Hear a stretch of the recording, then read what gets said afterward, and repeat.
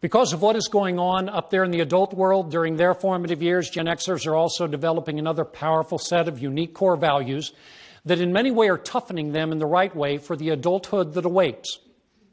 They're growing up to be pretty unimpressed with authority, kind of cynical towards older generations, distrustful of our nation's major institutions, and in 180-degree contrast to the older boomers, and as we will learn in another decade, the younger millennials, Xers are developing core values of disempowerment, and with disempowerment, its inevitable twin core value, disengagement.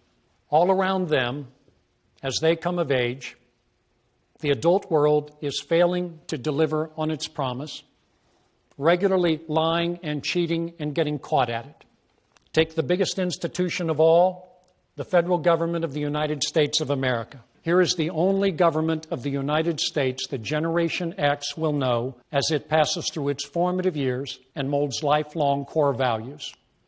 1973, the oldest Xers turn 8. Their parents tell them one night the vice president of our nation just resigned in scandal. 1 year later, 1974, the first Xers turn 9. Their parents tell them one night the president of our nation just resigned in scandal. 1 year later, 1975, first Xers turn 10. Their parents tell them one night our government has decided to quit a war in Southeast Asia. 4 years later, 1979, first Xers turn 14.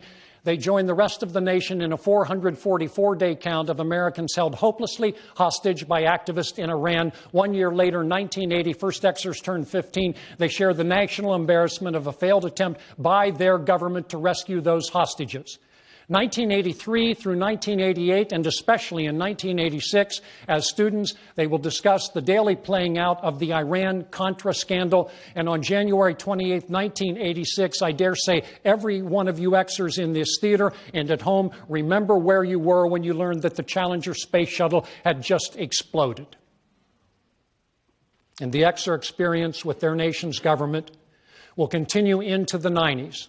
With President Clinton and Monica Lewinsky, and political campaign tactics, in which campaign strategists are now going to spend those hundreds of millions of advertising dollars not on educating we, the people, about their candidates' qualifications and beliefs, but instead using that money to attack the opponent at all costs, often inaccurately and often unethically.